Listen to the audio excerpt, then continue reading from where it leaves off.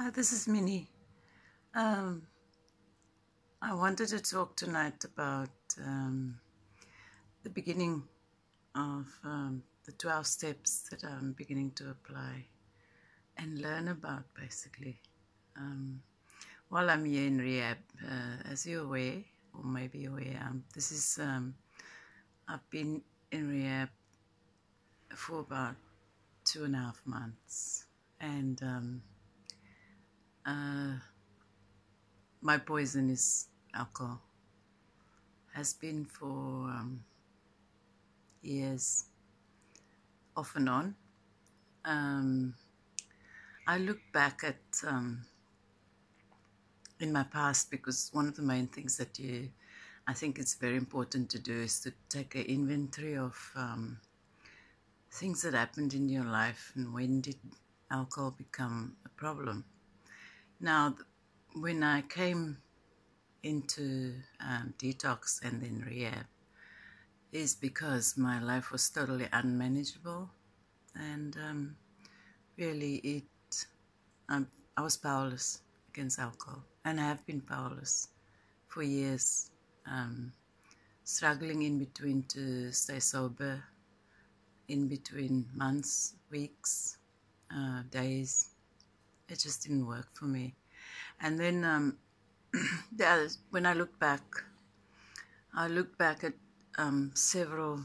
I happen to keep journals, over the years, sporadically, not every day, but I found in the last 2 weeks I looked back on all my journals, and I've seen evidence of being powerless and my life being unmanageable since about 2005. That's a long time.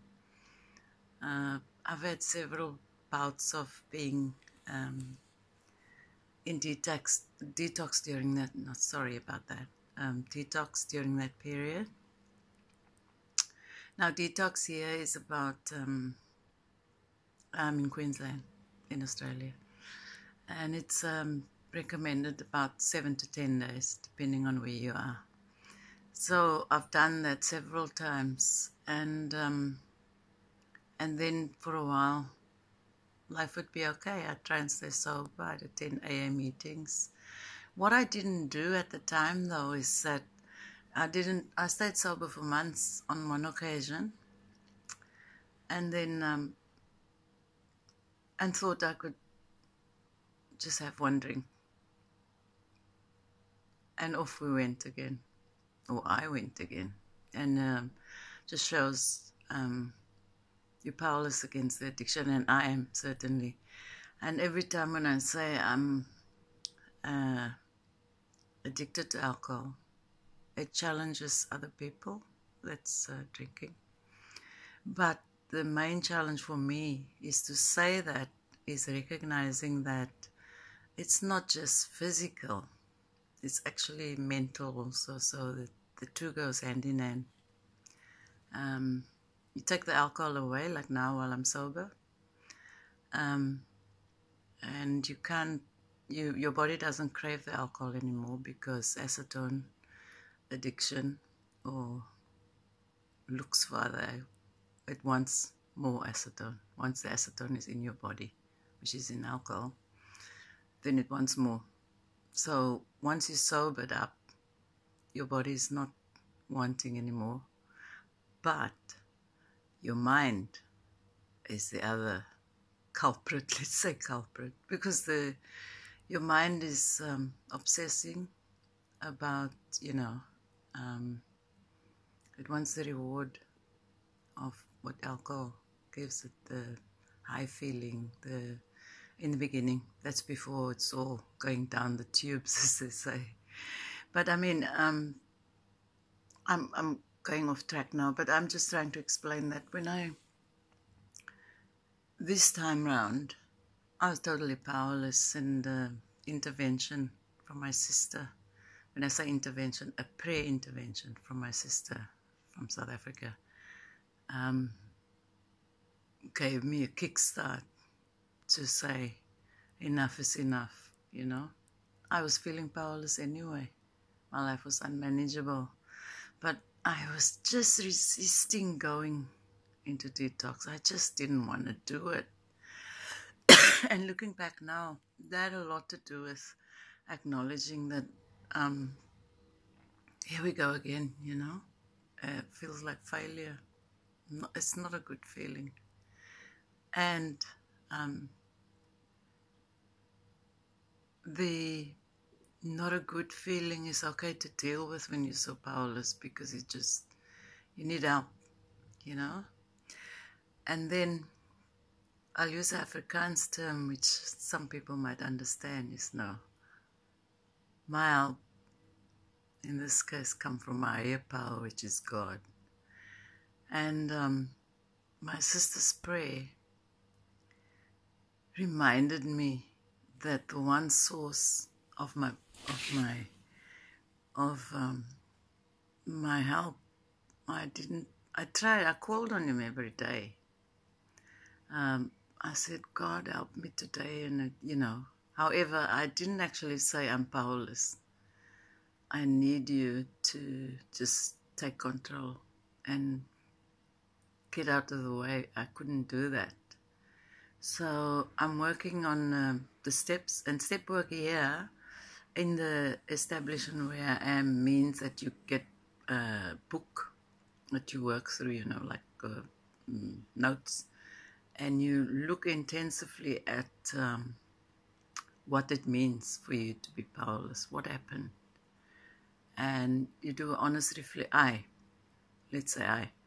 I did an honest reflection of the things that was happening to me and how it felt, the fact that I didn't remember phone calls, having blackouts, not remembering stuff that I've told people, things like that, you know, and the risks I was taking, driving my car.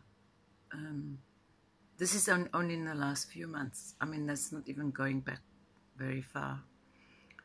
And how much I resisted it until I was brought to my knees, you know, and realizing how many losses can you take, you know. And of course, the depression just builds and builds and builds. It's no denying the fact that, you know, it's after having stopped and started, alcoholism is progressive, as in it doesn't take as much to get drunk.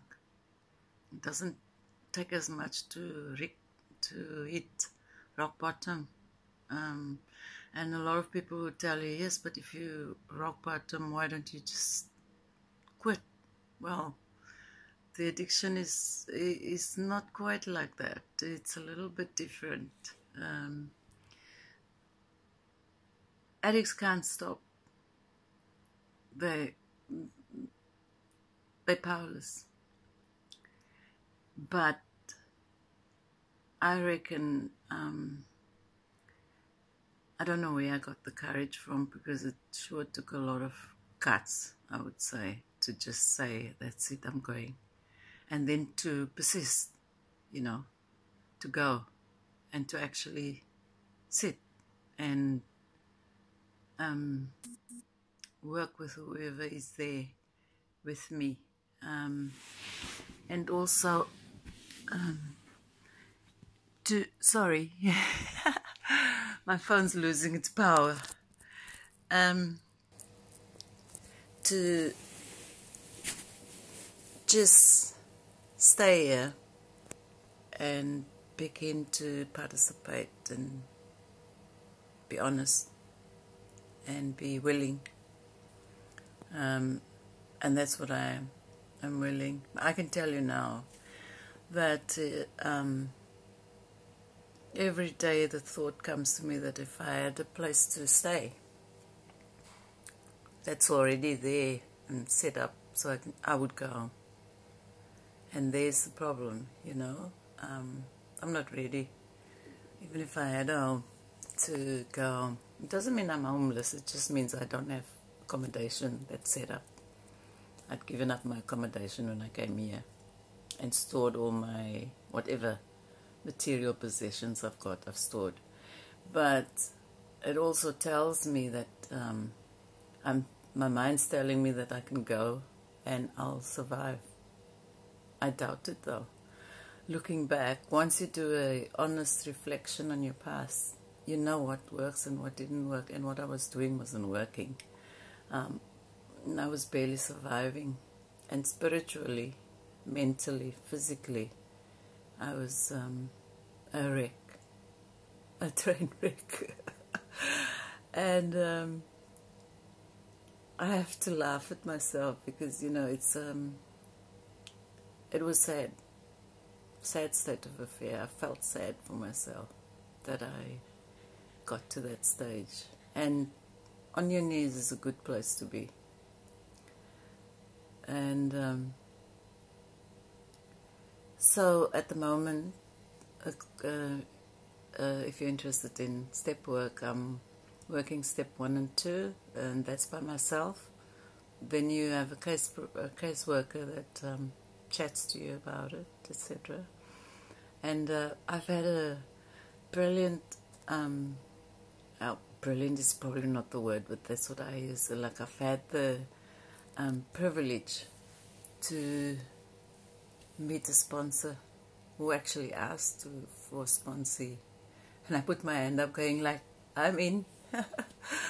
And so I've met twice with her, and the process she's going to follow, which most sponsors follow, is to work the big book, the AA big book, steadily, read it together, share, and we learn about each other, and she supports me through the process of acknowledging that I need a higher power, looking at spiritual growth, getting out of the way, and then further down the track I'd be looking at everything that, you know, whatever went wrong, any losses I've had, people that I've offended, stuff like that, until I get to step 12, which is a long process, and it's an ongoing process. So for now, I'm comfortable where I'm at. I feel better. I'm sober. There's something that happened to me which I find very interesting. In all of my life, every time I have a new book, I read it, right? By now, given that I got the big book, I'm sad to say, almost 6 weeks ago, more than 6 weeks ago. It was handed to me as part of going up to level 1. I have not actually by myself read the big book. Now, I don't know if you get what I'm getting, but there's some serious resistance against wanting to read it, because me, I would have smashed that book by now, as in just reading it, you know. And at this stage, I can't tell you what's stopping me. My sponsor and I have read sections. Well, she's read it and discussed it with me, giving me guidance. And that's it. And the last time I met with my sponsor, I had a very interesting reaction, which I'm still trying to work through whenever I think about it, is that we worked together for about 2 hours, which is a lot of time, and I really do appreciate it that she spent on with me, you know. And it was very enjoyable. I learned a lot, we talked a lot, and when I walked away, I couldn't explain it, but I was feeling really, I don't know what the feeling was. It's just, I couldn't put a word to it, but I didn't feel good. And I was just uncomfortable, you know. And it's a resistance of some sort. I just, on the way back to the establishment where I am, I worked out, what is that, you know? I'm grateful that you spent the time. It was good. I came back, and I came to my room and I thought to myself, wow, there's some serious resistance to reading that book. I haven't opened it since then, except at another meeting, big book meeting, and where we did some work on it, and also the person leading the group was reading and then reflecting on it. There wasn't much discussion. I think there's my difficulty with it. It's just sitting there and listening, and then, I don't know. And the interesting part for me is that personality-wise, like my sponsor is a beautiful woman and soft-spoken and different personality than myself, which is good, two differences. But I felt like, I'm overpowering, kind of. I was very aware of trying not to talk too much, say too much. I think it's also for me, it's not understanding my role. Just self-awareness, and I'm always very self-aware anyway. So, yeah, I didn't plan to share that with you, but it is, it bothers me. And, however, the possibilities that I might read the whole book by myself, learn a lot, and then by the time the sponsor reads sections out of it, I would have highlighted areas in it already. I don't know. Knowing myself, I'd have to work on that resistance. What is the reason for it? This is deep and meaningful for me. And so that's the stage I'm at. So I'm thinking I'm digging deep, but maybe I'm digging in all the wrong places. I'm not sure, but I'm doing my best, I'm really enjoying the connection. I've been totally disconnected from community by choice in the beginning, and it's with a growing addiction, it just got worse. And isolation is one of the main things. But for me, it's got to do with I miss family. I miss gatherings, going to church. I eventually lost interest in actually going to find a group. I always want to try and set the group up myself. If a group doesn't meet my needs, yeah, I have to do some serious work on that. But I'm really enjoying the community here, and participating as much as I can, sharing as much as I can, and really being as open and honest as I can be. Because I think that's really important part of living authentically. So I'm getting that back, and I have sheer luxury of spending time doing that, and also dealing with the fact that sometimes what I say might not be acceptable, but then also learning to be open, and sometimes just letting other people be. So that's me for tonight. I hope you're doing well on whatever change you're making. If you're not making change, that's also good. And that you find ways to, if you're experiencing resistance in an area, that you find ways to overcome that and go past it, because that's certainly what I'm going to try and do. I need to find out what is the barrier, what's stopping me, because there's endless opportunities for growth. And yeah, that's about it for me tonight. And now finally I'm going to say, dig deep. Till next time, bye.